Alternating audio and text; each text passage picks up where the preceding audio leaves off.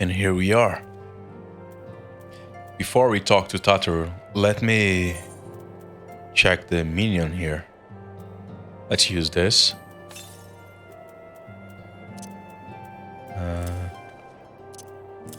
Hold on. Okay.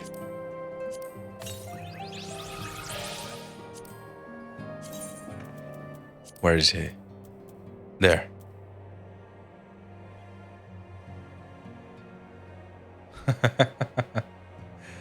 Oh, man.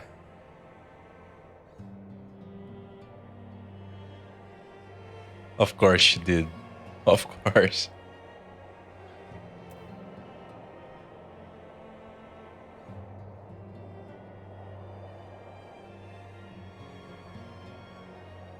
Interesting. Yeah, that's true. Because he lived way more than two lifetimes. All right. Let's do it. Let me make sure everything is all right. Yep. Here we go. Shake and resolve. Chataru seems eager to make up for lost time. I bet. Yes.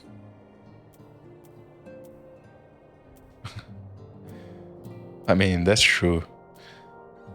But Morty might feel.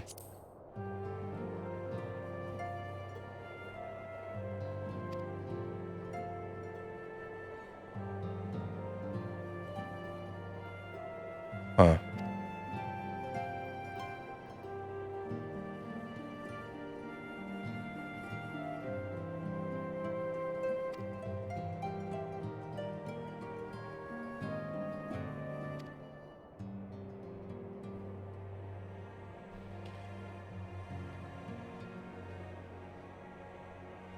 Okay.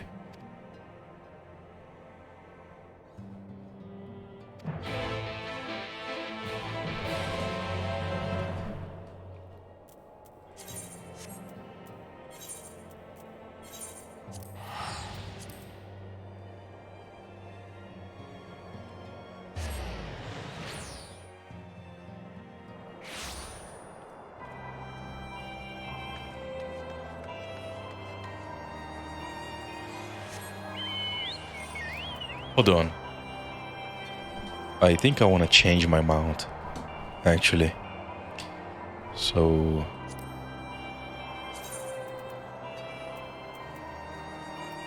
I think I want to get one of the birds.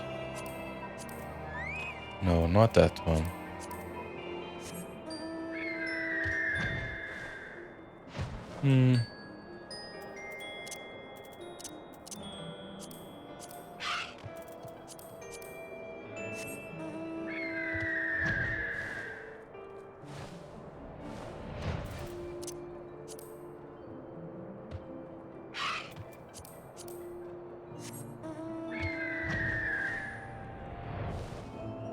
Yeah, that one.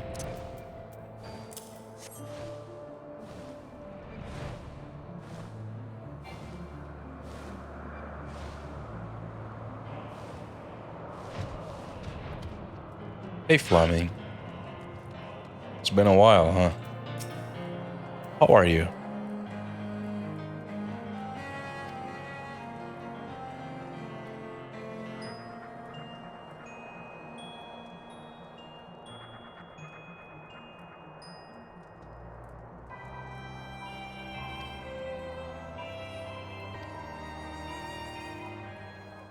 Well, I can tell you it's an amazing world. Just as amazing as ours.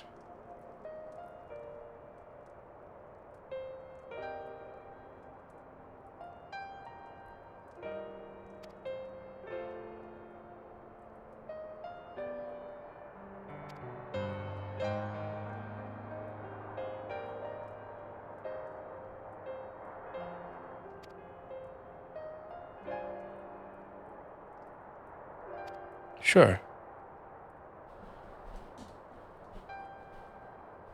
Alright. That's sweet.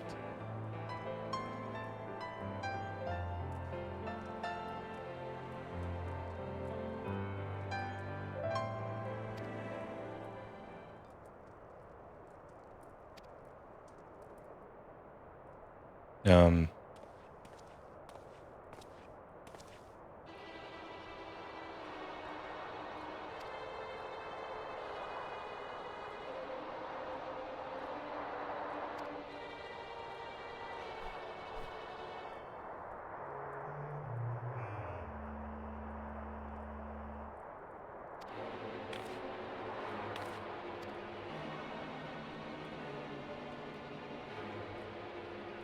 yeah.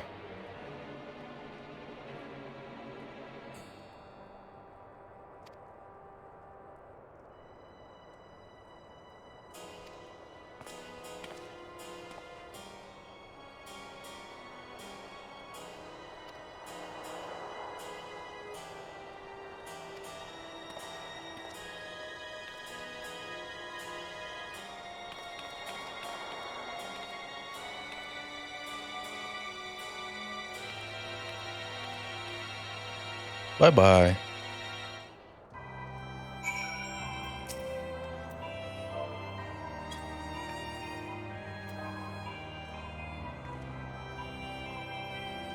Okay. Thank you. And sorry.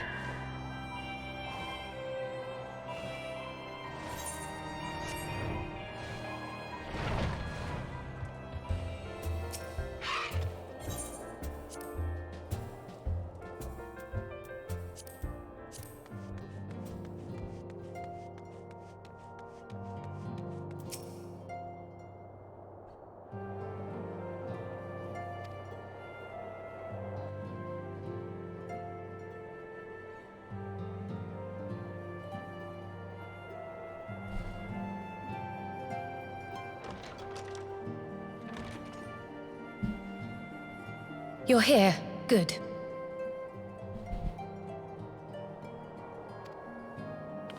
Hey, Krile. Good to see you. So, how are they?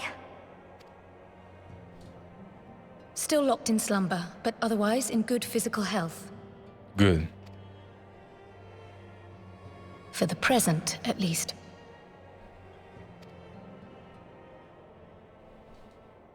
For the present? Oh no, is something wrong with them? I'm afraid there may be. Huh. What? I summoned you after detecting faint signs of instability in Thancred's corporeal ether. But subsequent examination suggested all 5 might be affected. And when I examined them just now, my fears were confirmed.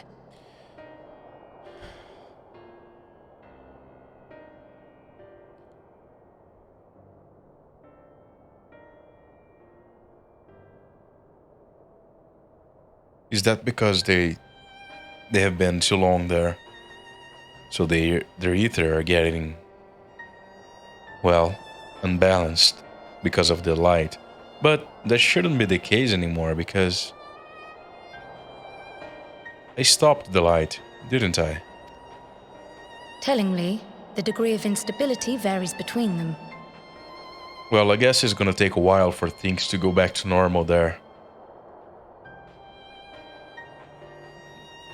Yeah. Makes sense. Thancred exhibits the most notable signs, followed by Y'shtola and Urianger. The twins' ether, meanwhile, remains relatively stable, but there is a change there too if one knows to look for it. So it's based on how long they have been there. Hold on. Isn't that the order they were called away in? Yeah. Indeed. Which leads me to believe the instability will only increase with time. Though I can but speculate, I fear this may be a symptom of a weakening link between body and soul. I see. By the gods! What happens if the link is broken? I cannot say for certain. This is all unknown territory to us. Yet whatever happens, it cannot be good.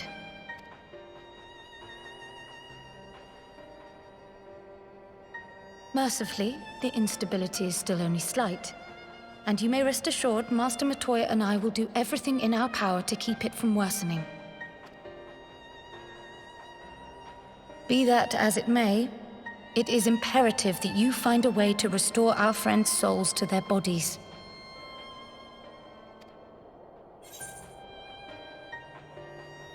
Leave it to me.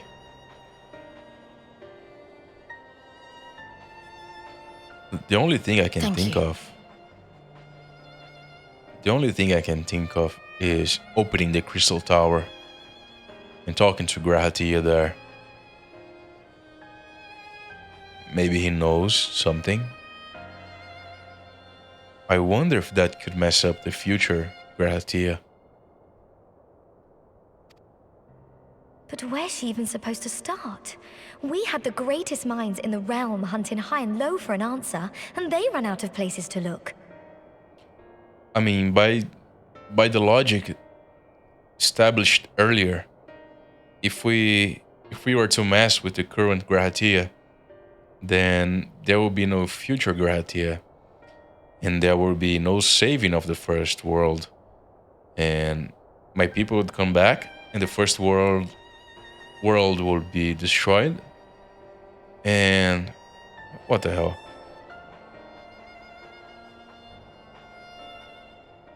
Emetzel could be alive? That's super weird. And that's the kind of stuff why the time travel logic like Back to the Future, which is what they were implying it is here before. I'm not a fan of that because that's too messy. That is just too messy.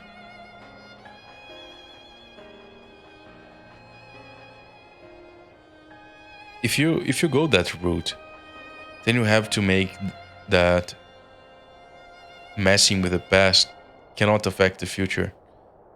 And honestly, that's super messy too. Not as messy as the alternative, but I'm not a fan either.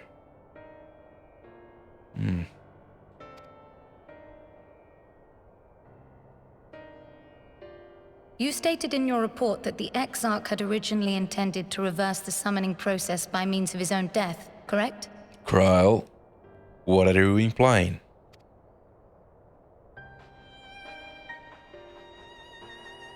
Raha always was a reckless young fool, ready to die for the first righteous cause that came along.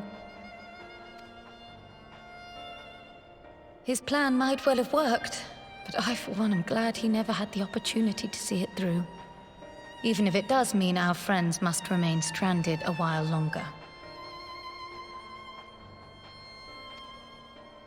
There is another way, I am sure of it. And the key lies with him, with the Exarch. Yeah, he's the one who did it. Pray return to the First and apprise him and the others of the situation. Okay. How? We, meanwhile, will do what we can from here. And, if the fates are kind, we will have good news to share upon your return. Hope so. Not with Xenos on the loose. Well, maybe Xenos is busy getting himself infused with dark power or something like that. Huh, look at them.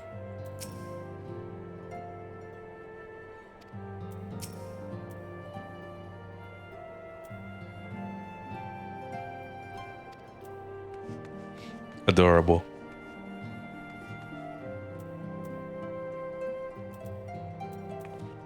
Yeah. Where to next? Oh, I can just... I see. Alright. That makes it easy. I guess. I can just travel between worlds whenever I want.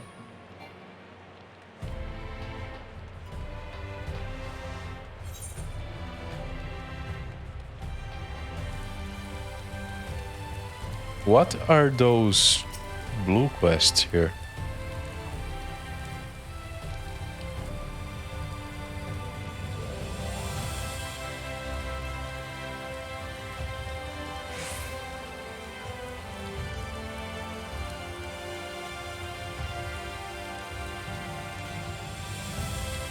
Huh.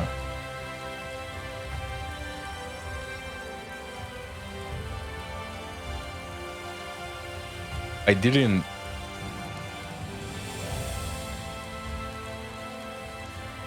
Alright.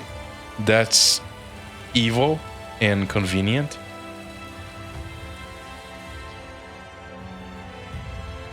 By the time you hear this...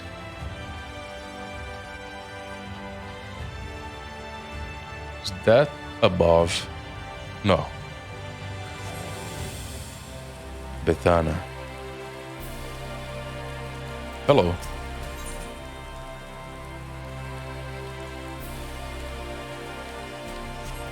No. I don't want to do that right now.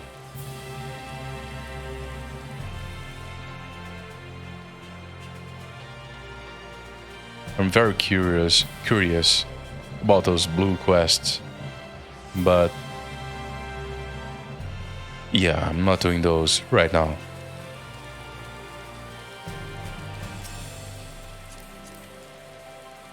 Nice glam.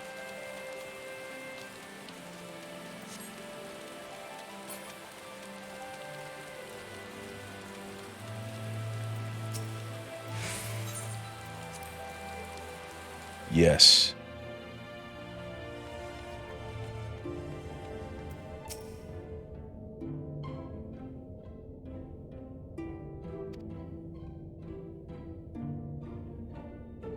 Huh.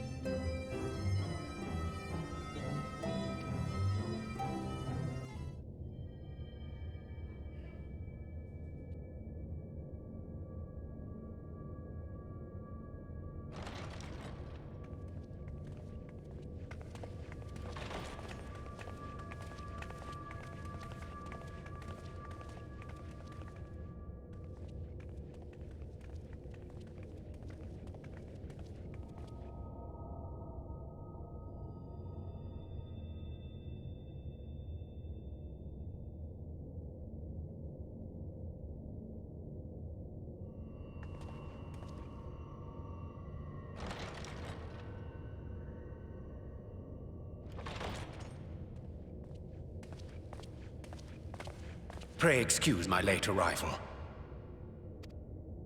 Will Thancred and Reen not be joining us? Nay, milady. With apologies to all, they beg leave to pursue their investigation of the empty to its conclusion. Should matters here demand their presence, however, they did assure me that they would make themselves available. Yes, of course. Then let us proceed.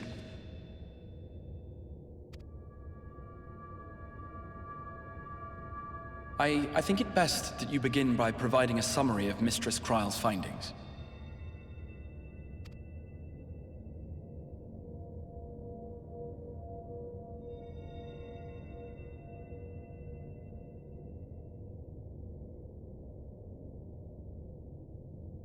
I suppose it was only to be expected that some change would occur. Yet our souls seem unaffected, to my eye at least. How long they will remain so is another question. Kryle is right. It is imperative we find a way to return to the source.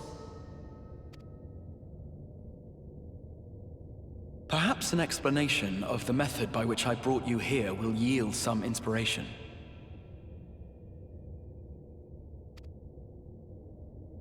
Ere I begin, it must be noted that I am by no means a gifted mage. In order to employ powerful magics, I must rely upon the Crystal Tower and its boundless reservoirs of energy. The magic that summoned you was no exception. 'Tis a singular spell, adapted through painstaking effort from the technique that transported me to the first.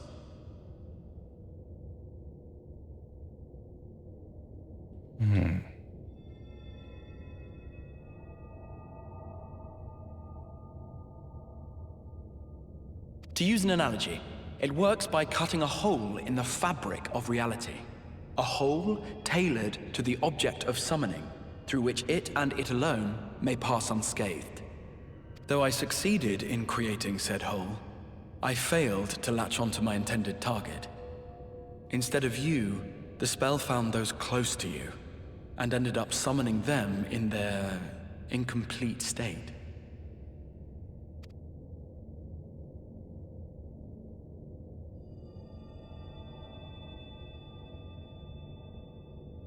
I would not soon throw my life away, not after the lengths you and yours went to save it. And so long as I breathe, I will spare no effort to see you safely home. That's good.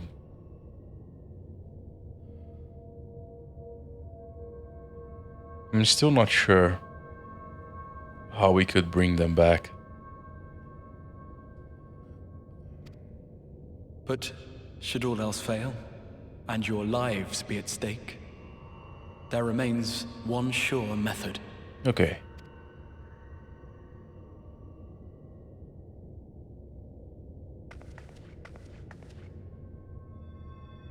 Oh! What was that for? How can you even entertain such thoughts? You owe your life to the Warrior of Light, and you don't get to die unless she says so. All right. Your followers await your divine judgment. Right? What did you just...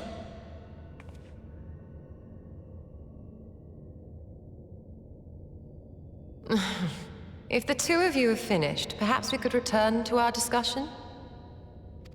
Rather than dwelling upon the multiple failed attempts at transference, I think it would behoove us to focus on the solitary success.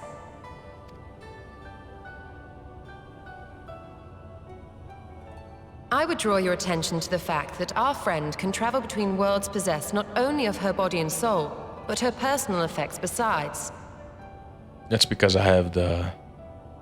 Well, I found the artifact at the Crystal Tower. This is no different from the teleportation magics to which we are all accustomed. Magics that allow for the transportation of those inanimate objects one considers to be an extension of oneself. Are you suggesting that simply by considering us her possessions, she could carry our souls back to the source upon her person? Well, it would be nice if things were that simple for a change. But vague notions of ownership seem a rather tenuous thing to stake our lives on. So much as a moment of doubt on her part and we'd be left floating in the rift. Yeah, that's kind of dangerous. Milady hath the right of it. The requisite fixity of belief would be too much to ask even of our friend. Yet were we to immure our souls within an object in her possession, mayhap then our safe passage could be assured. Okay, that's better. White Auracite would, I believe, serve as a suitable vessel for this purpose. It was conceived to imprison the massy soul of an Ascian, and should house one of ours with relative ease. We would need only to ensure our soul's safe preservation inside the stone, and identify a means by which they might be transferred back unto our vacant bodies.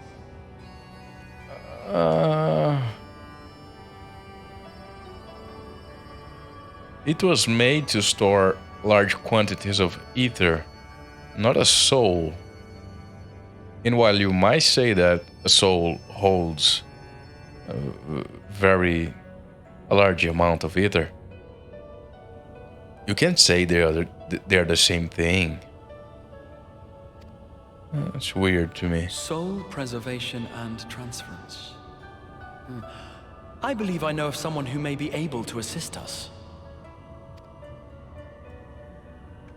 On the far shore of the source, there stands a great palace built by the elves. It was forsaken in the wake of the flood, but a certain Numo chose to make their home there soon after.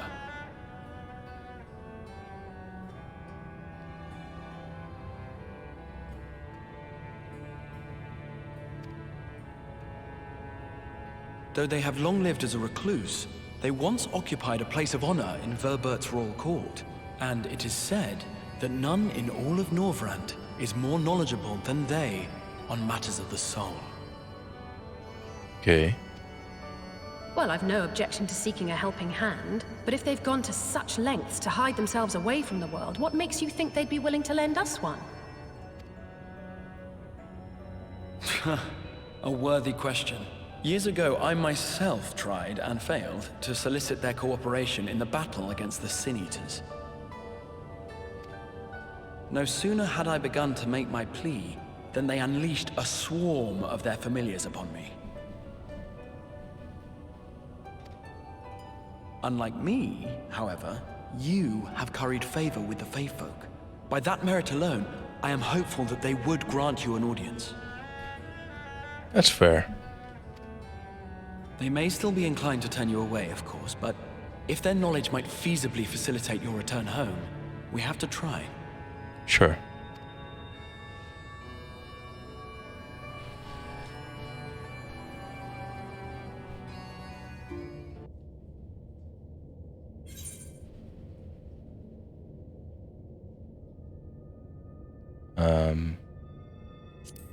Let's get this.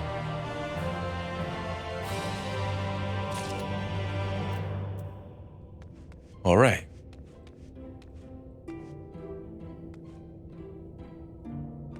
Let's see, let's talk to Alice. Wait, what about Tancred? And what about Rain?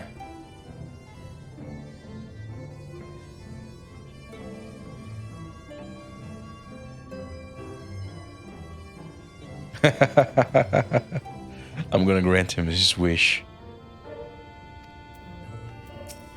Pretty good.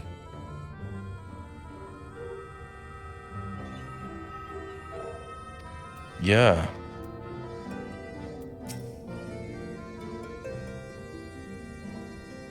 I bet it's not something fun.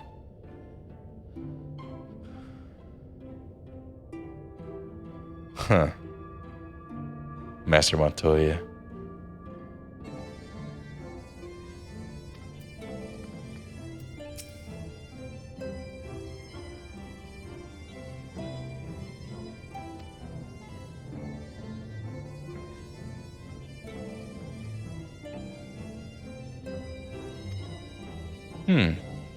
Cool. A grand adventure.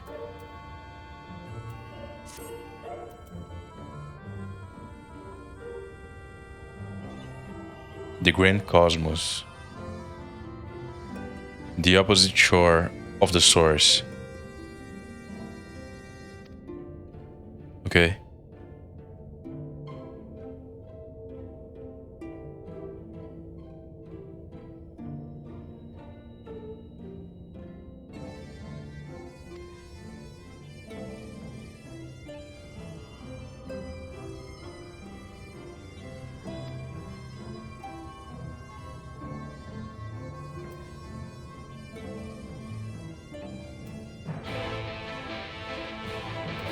Urianger.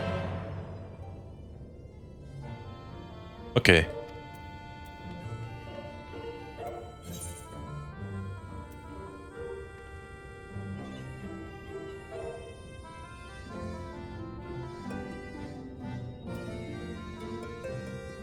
Let's go here.